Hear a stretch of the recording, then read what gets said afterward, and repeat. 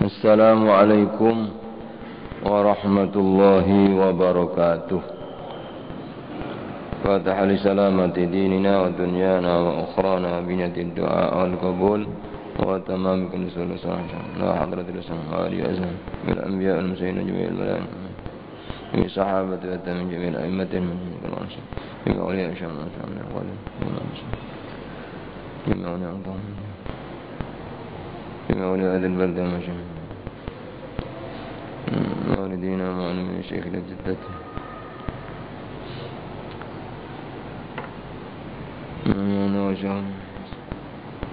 ونمانا وابي سلف الصالحين وإلى حضرة النبي المصطفى سيدنا محمد وسلم الكرام سلسلة الفاتحة أعوذ بالله من الشيطان الرجيم بسم الله الرحمن الرحيم الحمد لله الرحمن الرحيم إياك نعبد وإياك نستعين صراط الذين أنعمت عليهم غير المغضوب عليهم ولا الضالين. بسم الله الرحمن الرحيم الحمد لله رب العالمين والصلاة والسلام على أشرف الأنبياء والمرسلين سيدنا ومولانا محمد وعلى آله وصحبه أجمعين. أما بعد رب اشرح لي صدري ويسر لي أمري واحلل عقدة من لساني يفقهوا قولي وسدد لساني. وقال الإمام قطب الدعوة والإرشاد الحبيب عبد الله بن علوي الحداد رضي الله تعالى عنه ونفعنا به وبعلومه وبأسراره في الدارين أمين. وربما قال قائل ممن لا يعقل الكتب كثيرة وفيها غنية وكفاية فلا فائدة في تصنيف الكتب في هذا الزمان. فهذا القائل إن أصاب في قوله إن في الكتاب غنية إن في الكتب غنية وكفاية فقد أخطأ في قوله لا فائدة للتصنيف في هذا الزمان، لأن للقلوب ميلا بحكم الجبلة إلى كل جديد. وأيضا فإن الله ينطق علماء كل زمان بما يوافق أهله. Para bapak, ibu-ibu, dan saudara-saudara jamaah pengajian di Masjid Jami' yang dirahmati oleh Allah. Setelah Al-Imam Abdullah bin Alawi Al-Haddad menerangkan tentang pentingnya dakwah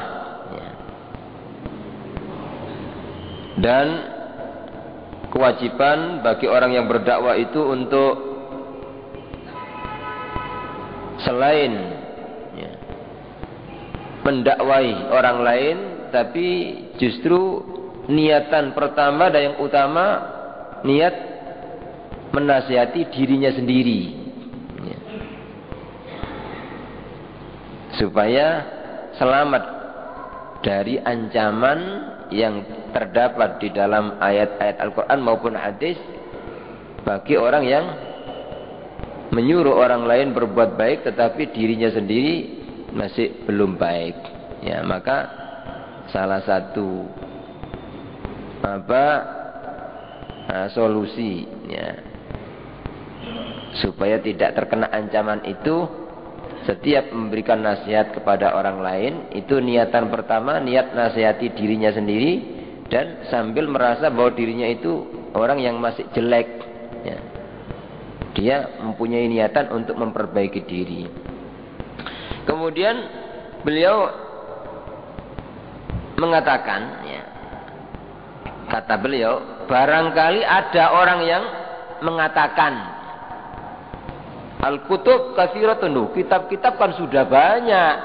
Barangkali ada mengatakan wa fiya ghaniyatun wa kifayatun, kitab-kitab yang sudah terdahulu, karangan-karangan ulama terdahulu itu sebenarnya sudah cukup, tidak butuh kitab yang lain. Fala faidata fi tasnifil kutub fi hadzal zaman, maka tidak ada gunanya mengarang kitab-kitab di zaman ini. Barangkali ada orang yang ngomong gitu, kata beliau, dijawab oleh pengarang kitab ini. Fahadzal qailu in asaba fi qouli inna fil kutubi ghaniyatun wa kifayatun Faqad akhta'a fi qawli la fa'idata litasif fi hadzal zaman katanya. Orang yang mengatakan ini artinya mengatakan kitab-kitab karangan ulama kan sudah banyak, sudah cukup, tidak perlu ngarang kitab, tidak ada gunanya. Itu katanya kalau memang ucapan itu benar, dalam ucapan sesungguhnya kitab-kitab sudah cukup, sudah banyak ya. Maka sungguh dia keliru katanya. Faqad akhta'a fi qawli la fa'idata litasnif fi hadzal zaman. Maka sungguh orang yang punya pendapat demikian ini keliru dalam pendapatnya bahwa tidak ada gunanya mengarang kitab di zaman ini karena kitab-kitab sudah banyak ya. Disanggah oleh pengarang kitab. Oh enggak ya. Kenapa alasannya ya? Walaupun kitab-kitab karangan ulama-ulama terdahulu sudah banyak ya. Dan umumnya ulama-ulama zaman akhir itu dalam mengarang kitab itu pasti ngambil dari kitab ini, dari kitab ini, dari kitab ini ya. Artinya tidak ada yang ngalahkan ulama-ulama zaman dahulu ya. Dari para tabi'in, para imam-imam itu ya. Apalagi imam kita, Imam Asy-Syafi'i ya. Itu justru belum ada karangan-karangan apa? Kitab yang lain, beliau yang pertama kali ya. Memang betul gitu loh. Tapi katanya tetap adanya kitab-kitab yang dikarang oleh ulama-ulama ya, yang dekat kepada Allah, ulama-ulama yang memang punya niatan tulus untuk apa? Menyadarkan umat lewat kitab itu sangat penting katanya. Kenapa? Li'anna lil qulubi mailan bi hukmil jibillati ila kulli jadid. Satu alasannya. Karena hati-hati manusia itu punya kecenderungan ya. Dengan ketentuan yang memang itu sudah diwatakkan oleh Allah, sudah naluri manusia, sudah Allah memang membuat hati manusia itu umumnya senang kepada sesuatu yang baru. Siapapun itu begitu ya. Apa saja pasti kalau baru itu seneng gitu loh. Baju kalau baru pasti seneng dipakai. Rumah, mobil, apa saja sudah apa? Ya. Pasti seneng ya. Itu memang setiap hati manusia dibuat begitu gitu ya. Makanya sampai dalam masalah apa? Zikir ya, bacaan-bacaan zikir itu loh. Kenapa? Padahal kan yang paling afdhalu dzikri la ilaha illallah. Afdhalu dzikri. Tapi kenapa kok ada apa subhanallah, kok ada Allahu akbar, kok ada la haula wala quwata illa billah, kok ada apa? Bacaan zikir-zikir. Ya memang manusia itu apa? Gampang bosen gitu loh. Gampang bosen ya. Kadang-kadang kalau ada ini, tertarik pada yang ini. Nanti suatu saat bosen, ambil yang ini. Begitu juga kitab. Orang yang biasa hobi baca kitab ya. Kadang-kadang kalau ada kitab baru seneng gitu loh. Apalagi kalau apa cetakannya itu cetakan baik ya, kertasnya kertas yang baik itu seneng gitu loh. Kemana-mana dibawa dibaca. Tapi suatu saat ada bosennya itu. Terus ya tidak apa-apa diletakkan, ganti. Kadang-kadang ada kitab baru seneng lagi. Begitu manusia itu demikian gitu loh. Ya. Itu alasannya pengarang kitab. Tidak benar kalau tidak dikatakan tidak ada gunanya orang ngarang kitab ini, sudah cukup ulama-ulama terdahulu. Tidak benar katanya. Alasannya karena hati manusia itu dibuat oleh Allah itu senang kepada yang baru gitu. Yang baru. Ini alasan yang pertama. Yang kedua katanya wa aidan, dan juga ya. Fa innallaha yuntiqu ulama'a kulli zamanin bima yuwafiqu ahlah.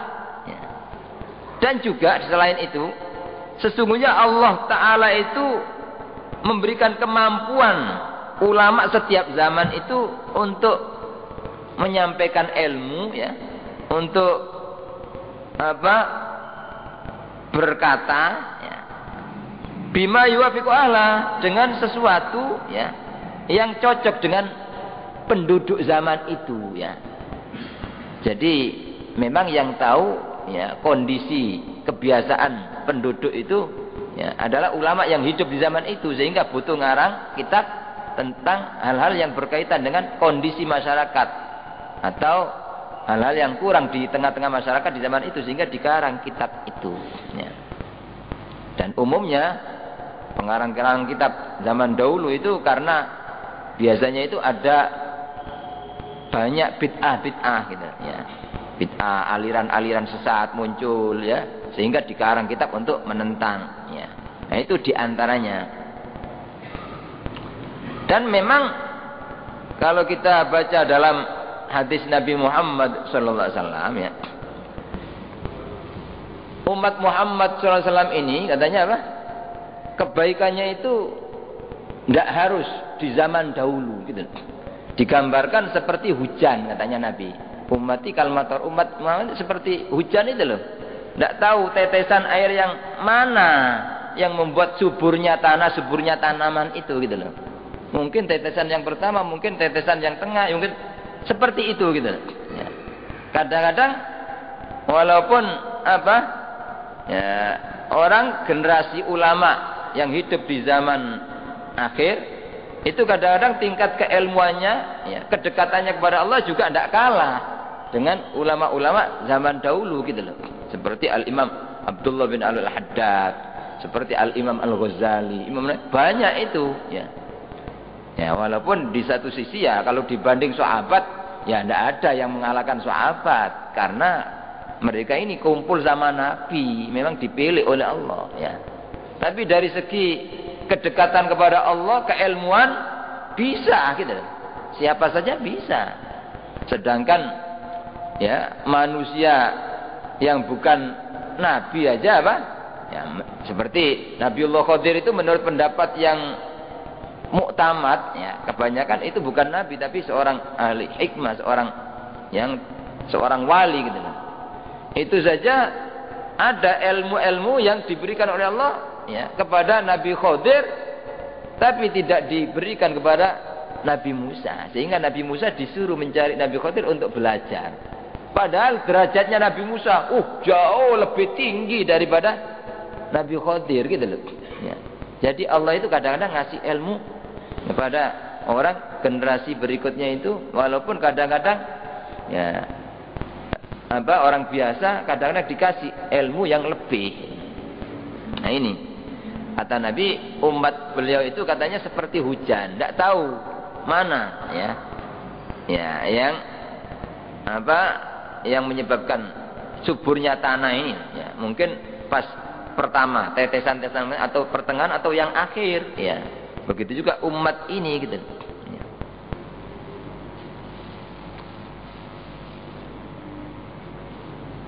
Itu yang kedua ya, alasan beliau.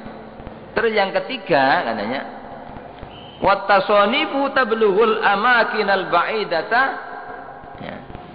Dan karangan-karangan kitab itu ya kan bisa mencapai ya, menjangkau akan tempat-tempat yang jauh. Jadi lain kalau orang itu dakwah ya paling-paling di satu daerah, satu kota ya. Jarang ya, seperti misalnya orang di masjid-masjid orang dakwah tapi hanya berapa persen orang yang hadir itu ya. Mungkin di daerah yang lain, di kota lain, di negeri yang lain tidak bisa itu, seperti ulama yang terkenal di Malang misalnya. Mungkin orang di negeri lain tidak mendapatkan ilmu dari itu kalau hanya dakwah dengan ucapan ya. Tapi kalau dengan mengarang kitab ini bisa sampai ke berbagai negeri, seperti kitabnya Al-Imam Abdullah bin Al-Haddad ini itu sampai di seluruh ya, pelosok tanah air, di mana-mana ada orang baca apa? Kitab-kitabnya Al-Imam Abdullah bin Al-Haddad, sampai diterjemah ke berbagai macam bahasa. Apalagi rotibnya, rotib Al-Haddad ini di mana-mana orang baca rotib Al-Haddad, terkenal gitu ya. Jadi katanya itu punya manfaat tersendiri gitu loh. Jadi tidak bisa dikatakan tidak ada gunanya, banyak gitu loh. Orang yang tidak bisa belajar langsung bisa lewat kitabnya mengambil ilmu ya. Terus yang keempat katanya, wa tabqa ba'da mautil alim, dan kitab-kitab karangan ini ya tetap ya setelah kematian orang alim yang ngarang kitab itu gitu loh. Jadi orang alim meninggal itu ya memang ilmunya habis katanya apa? Kata Allah. Ya, Allah mencabut ilmu itu bukan langsung dicabut dari dada orang alim, bukan, tapi dengan diwafatkan. Tapi bagi orang ulama yang punya karangan kitab, ya, ini walaupun sudah wafat seperti masih hidup. Setiap orang yang baca kitabnya, orang yang wafat ini ya, dapat pahala. Setiap ada orang yang baca kitabnya dapat pahala. Dan selalu disebut minimal Fatihah. Setiap mau baca kitabnya pasti ini siapa yang ngarang, di Fatihah itu pasti demikian. Jadi seperti masih hidup. Ya. Seperti Imam Syafi'i, Imam Ghazali, itu di mana-mana dibaca. Imam Bukhari hadisnya di mana-mana apa? Orang baca hadis Bukhari, kitab Ihya Imam Ghazali itu seperti masih hidup. Ya.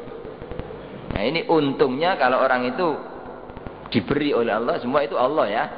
Jadi ulama itu memang semua itu Allah yang menghendaki. Kadang-kadang orang yang ulama alim ya, alim dan amalnya luar biasa, akhlaknya baik, tapi kadang-kadang tidak diberi oleh Allah keahlian bisa ngomong ya.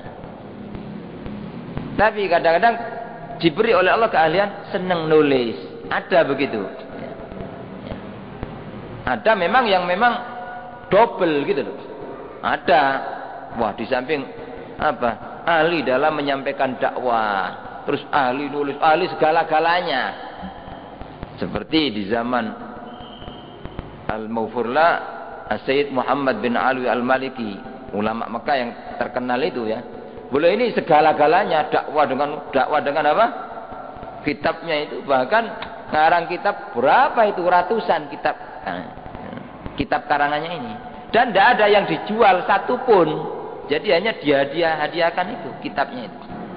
Ya, di samping dakwah dengan apa? Lesan, dakwah dengan kitab, dakwah dengan uang, hartanya luar biasa. Jarang ulama yang begitu. Kadang-kadang ya, apa, ahli dalam menulis. Kadang-kadang ulama memang dibuat begitu oleh Allah.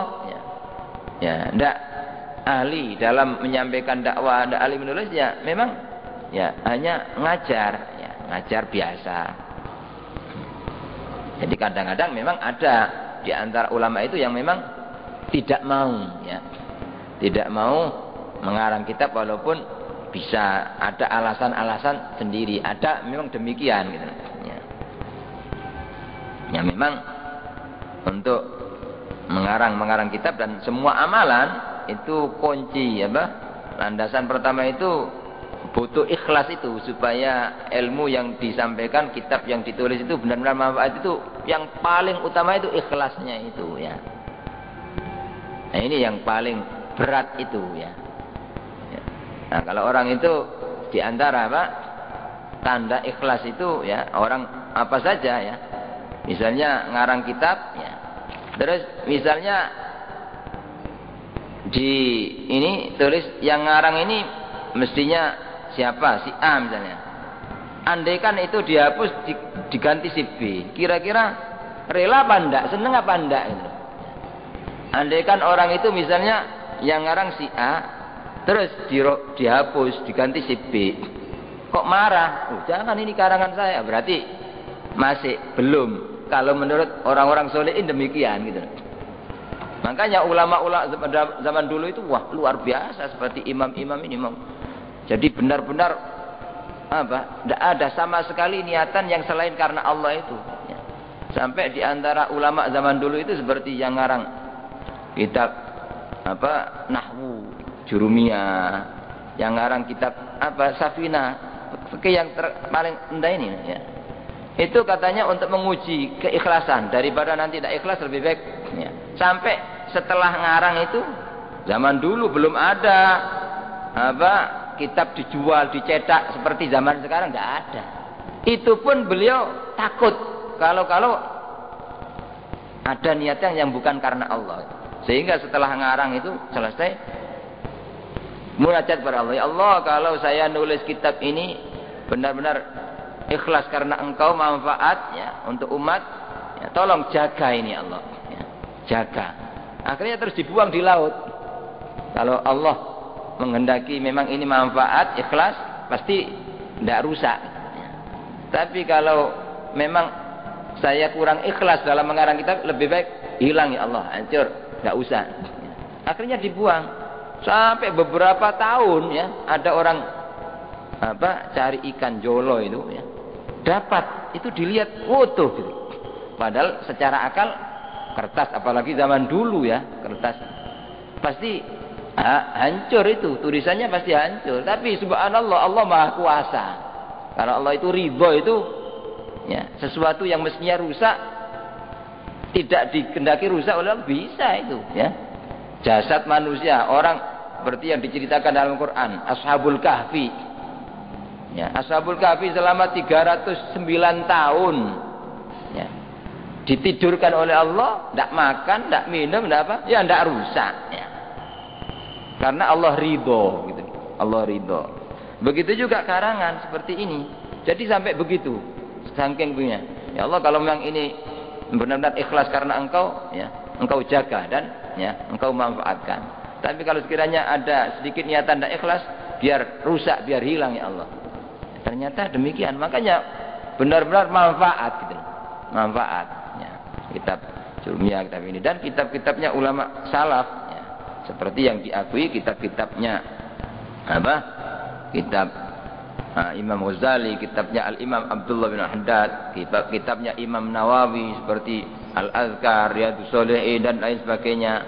Termasuk juga kitabnya Imam Bukhari, hadis Bukhari, itu beliau tidak sembarangan nulis kitab Setiap mau nulis hadis, satu hadis itu loh, beliau masih mandi ya.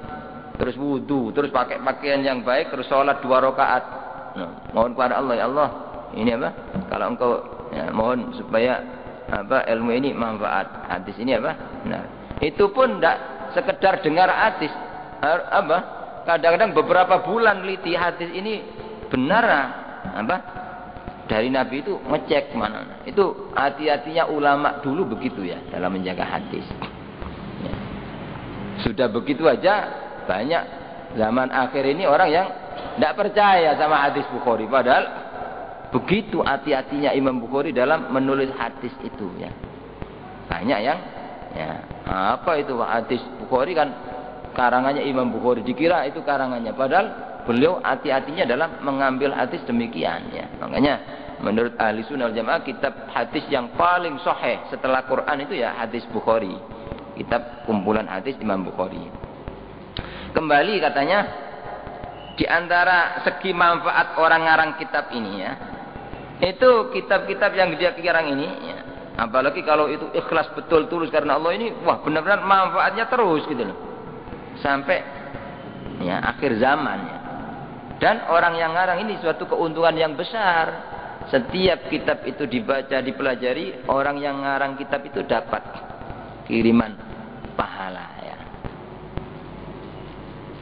Nah ini katanya, fayahsulu lahu bidzalik fadlu nashril ilmi, maka berhasillah bagi hal itu, bagi pengarang kitab ini, sebab ngarang kitab itu keutamaan menyebarkan ilmu, dan tetap fayuktabu mualliman da'iyan, dan tetap dicatat orang yang ngarang kitab ya, yang ikhlas walaupun sudah mati itu loh, tetap dicatat oleh Allah mualliman sebagai seorang pengajar, da'iyan sebagai orang dakwah.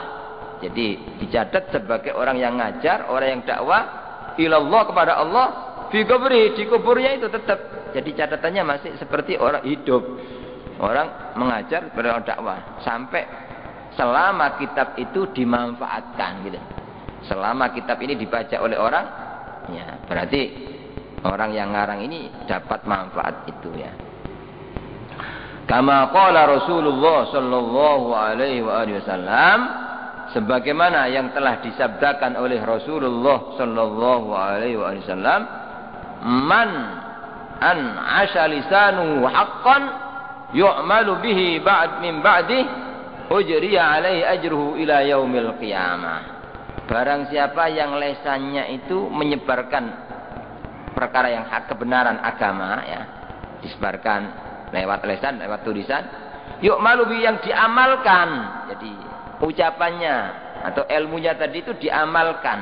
Mimba'di setelah matinya orang itu. Setelah matinya orang ini. Jadi ilmu yang pernah disampaikan atau yang ditulis itu diamalkan oleh orang. Setelah matinya orang ini. Bagaimana itu? Ujriya alaihi ajruhu ila yaumil qiyamah. Tetap dialirkan pada orang itu, dikirim pada orang itu, pahala orang itu ila yaumil qiyamah, sampai hari kiamat, sampai hari kiamat. Jadi suatu keuntungan yang sangat besar. Inilah diantara tujuan ulama-ulama kita yang ngarang-ngarang kitab itu apa? Ya demikian. Ya. Itu apalagi ya kadang-kadang di zaman akhir, zaman yang penuh fitnah seperti zaman sekarang ini, banyak sekali orang-orang yang berusaha merusak Islam lewat karangan-karangan kitab mereka. Ini banyak. Nah kalau kita orang Islam, terutama ahli sunnah wal jamaah ini tidak mengimbangi, ya kalah dengan mereka. Betapa banyak ini karangan-karangan, ya kadang-kadang lebih murah, lebih bagus gitu, tapi disesatkan gitu. Makanya harus hati-hati. Harus hati-hati kita, ya kalau beli kitab di mana itu, ya jangan hanya lihat seperti judulnya sangat menarik, ya dan murah. Jangan hanya itu, siapa dulu pengarangnya, ya. Kenal apa enggak? Kalau enggak, perlu ditanyakan siapa ini. Gitu. Kalau enggak tahu kita apa? Jangan langsung dibaca, langsung dianu sendiri, jangan. Ya harus dicocokkan. Setiap ada keraguan, ini kok begini? Tanya. Saya beberapa kali ada orang yang ya apa? Beli kitab bagus gitu loh. Terus ditunjukkan tanya. Terus akhirnya wah, sebaiknya ini enggak usah sampean baca, jadi kitab yang lain aja. Akhirnya ya Pak, dia sudah tolong sampean pegang aja sudah. Akhirnya dikasihkan sama saya. Beberapa demikian. Jadi banyak sekali ya. Apalagi apa buku-bukunya Jil ini ya. Jaringan Islam liberal ini sebenarnya bukan Islam, sama sekali bukan Islam. Jil itu, liberal itu, sebenarnya sudah di luar Islam sudah sebenarnya. Wah ini sangat-sangat berbahaya, sangat-sangat berbahaya, merusak. Ya. Nah ini kalau apa mereka dalam rangka kepingin menghancurkan Islam, menghancurkan ahli sunnah itu selalu menyebarkan kitab-kitab ya, bahkan banyak. Dari kitab mereka itu yang gratis, dia apa? Dibagi-bagikan begitu saja, gitu. Dan karena memang ada misi tertentu untuk merusak Islam, merusak ajaran ahli sunnah wal jamaah. Ya.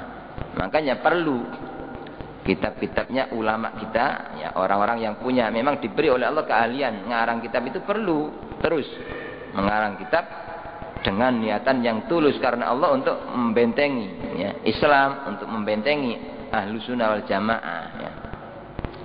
Itu diantara alasan beliau.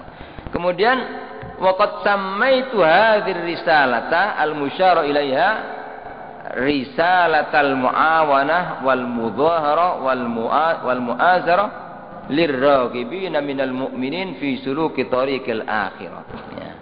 Risalatul muawanah yaitu risalah itu kitab kecil yang membantu menolong ya. Sama ya, muawana, mudharah, muazar itu membantu yang menolong lil ragibin bagi orang-orang yang ingin ya minal mukminin dari kalangan orang mukmin yang ingin fi suluki tariqil akhirah, menempuh jalan menuju akhirat ya. Jadi kita semua orang mukmin ini dikatakan salik menempuh jalan menuju akhirat ya. Jadi nah ini kita sedang berjalan menuju ke akhirat ya. Ya, supaya kita ini benar-benar sampai kepada keridhaan Allah ya tentunya harus mengikuti jalan yang telah ditunjukkan oleh para nabi dan ya, yang telah ditunjukkan oleh para ulama kita gitu ya. Jadi ada jalannya, makanya apa kita ini harus ngaji ya, harus mengaji ya, kepada kitab yang memang benar-benar diakui ya, oleh para ulama, terus kita amalkan ya. Dari yang kita kaji itu kita amalkan, ini sebenarnya sudah namanya thariqat jalan untuk sampai kepada Allah ya. Jadi sebenarnya tidak harus ikut baiat thariqat ini, saya ikut thariqat ini, tidak harus. Orang ngaji sergap ngaji terutama ngaji akhlak ya, ngaji kitab diamalkan, itu sudah torekot namanya. Torekot namanya ya. Walaupun orang baiat torekot, kadang-kadang baiat mek wiridan tapi tidak pernah ngaji. Ya apa? Tidak ada apa-apanya. Jadi yang paling penting itu sebenarnya ngajinya itu gitu. Ya. Kadang-kadang banyak orang ikut baiat torekot, baiat tapi tidak pernah ngaji, tidak tahu ya apa ini, apa penyakit-penyakit hati yang harus diberantas, ya apa itu, apa bahayanya orang ya kena makanan yang haram, tidak pernah begitu, sehingga masih setiap hari ya cara kerjanya tidak beres, tapi ikut baiat torekot ya tidak ada artinya gitu. Nah ini kita dalam kehidupan ini supaya benar-benar dalam perjalanan menuju akhirat bisa sampai ya harus membutuhkan bimbingan ya para ulama yang apa benar-benar dekat kepada Allah, yaitu ya kitab-kitab yang memang diakui oleh para ulama akan menuntun kita ke jalan Allah. Beliau mengakhiri pembukaan kitab ini dengan doa ya. As'alullah ta'ala an yanfa'ani biha wasairul mu'minin. Aku mohon kepada Allah Ta'ala semoga Allah memberikan manfaat kepadaku dengan kitab ini dan kepada seluruh kaum mukminin. Itu doa beliau. Wa an yaj'ala jam'i laha wa atina'i biha wa bi ta'lifiha khalisan li wajhil karim. Ya.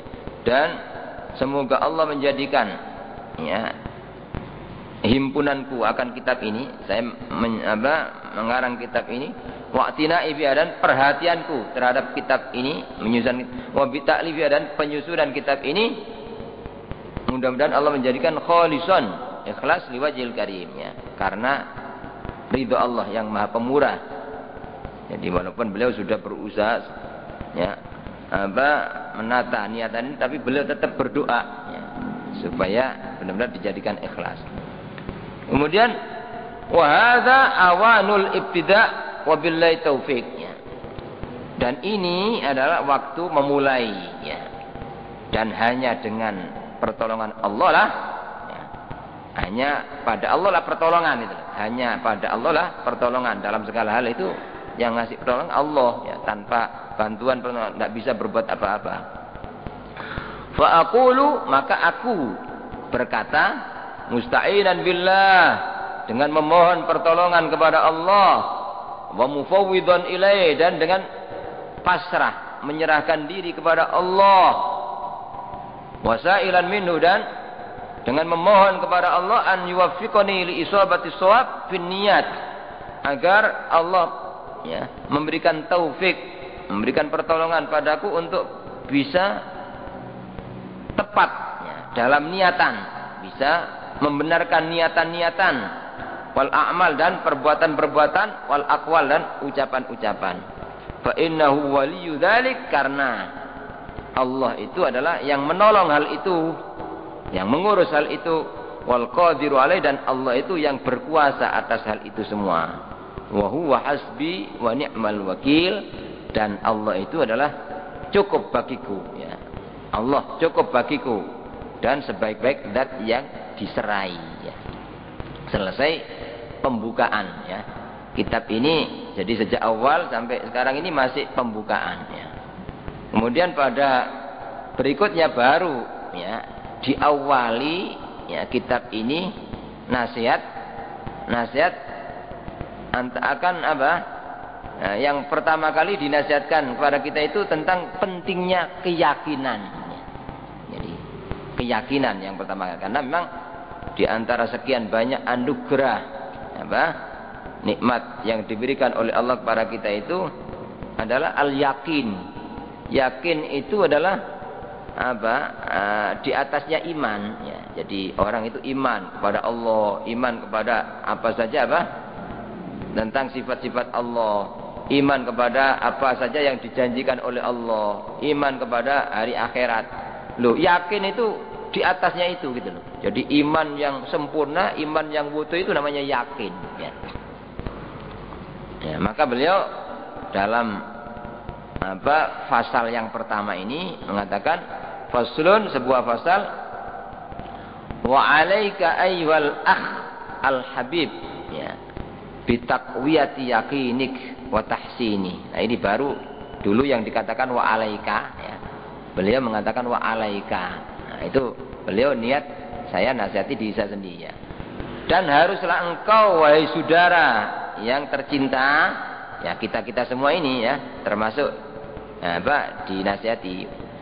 Haruslah engkau wahai saudara yang tercinta bitaqwiyati yaqinik, untuk menguatkan keyakinanmu.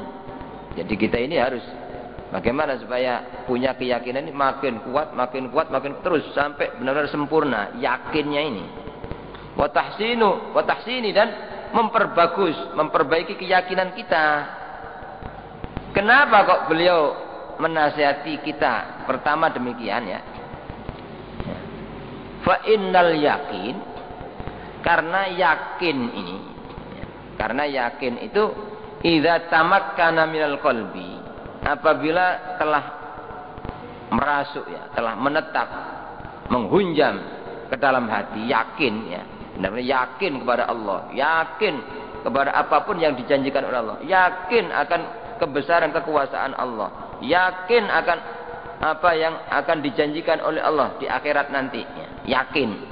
Kalau sudah merasuk di dalam hati ya, sudah menghunjam di dalam hati, wastaula alai, dan menguasai pada hati itu, yakinnya itu sudah menguasai hati, maka kalau orang demikian katanya sorol ghaibu ka'annahu syahadah, maka menjadilah perkara yang gaib, yang mestinya tidak kelihatan ya, mestinya tidak kelihatan, itu menjadi ka'annahu syahadah, seolah-olah nampak itu, seolah-olah kelihatan, seolah-olah, saking yakinnya gitu ya.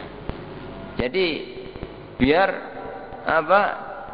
orang-orang lain semua berusaha meragukan orang ini, atau semua orang tidak percaya, ketika orang yakin tidak bisa gitu, tetap ya, kokoh keyakinannya itu, karena sampai seolah-olah melihat ya.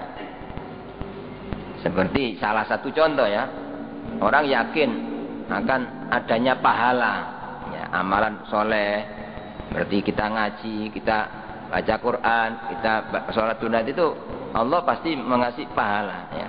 Dan pahala itu ya, sekecil apapun pahala itu masih lebih berharga daripada dunia dan seisinya ini. Jadi lebih berharga pahala itu, lebih mulia pahala. Nah, ketika orang itu punya keyakinan betul, itu pahala itu seperti kelihatan itu.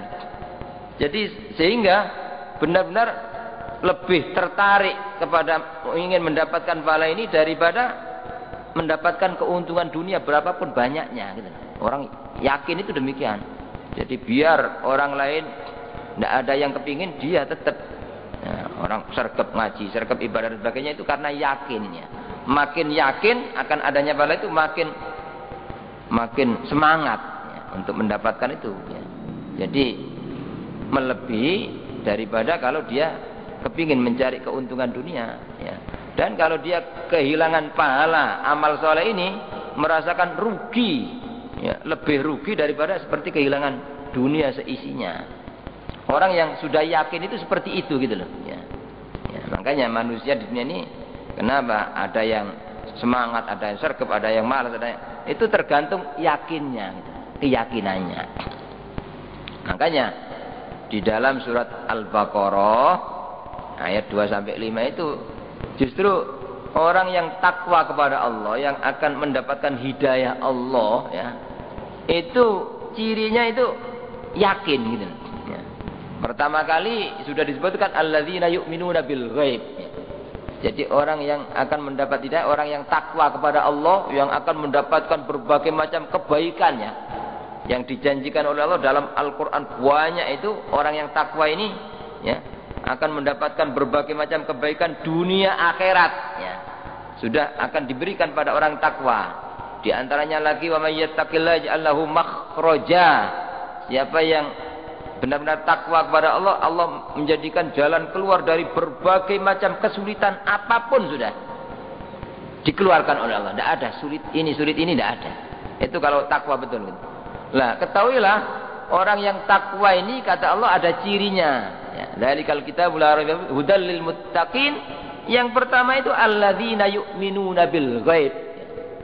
orang yang percaya pada yang gaib, ya, perkara yang tidak kelihatan tapi Allah memberitakan, Nabi bercerita tentang bahwa setiap orang itu sudah dijatah rizkinya oleh Allah, bahwa akan ada ya kehidupan akhirat, ada pahala, ada surga. Itu perkara yang gaib. Ada kehidupan setelah dikubur, ada nikmat kubur, ada siksa kubur. Itu perkara yang gaib, iman gitu.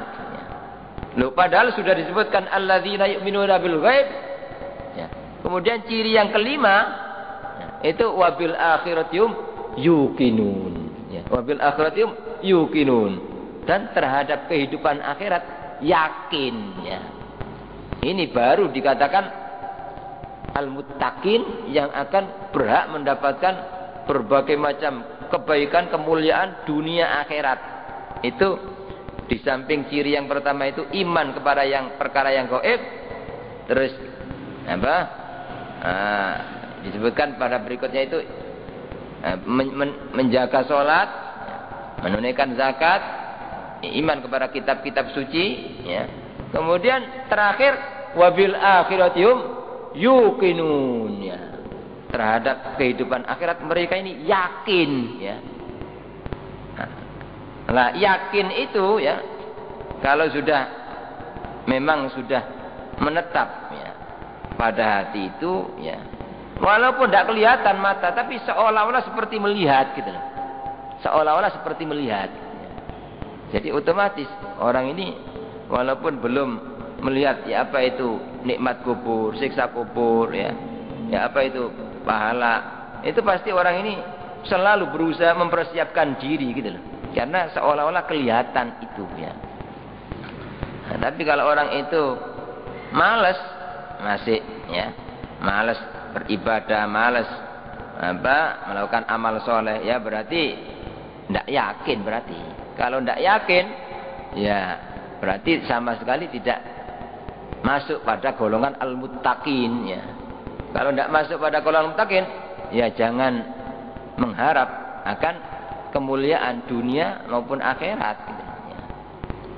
Ini makanya beliau pertama kali yang dinasihatkan pada kita itu, kita ini supaya menguatkan yakin kita ini, ditingkatkan terus, tingkatkan dan diperbaiki sampai benar-benar ya seperti walaupun tidak melihat ya pada suatu yang gaib itu seperti melihat gitu, saking yakinnya.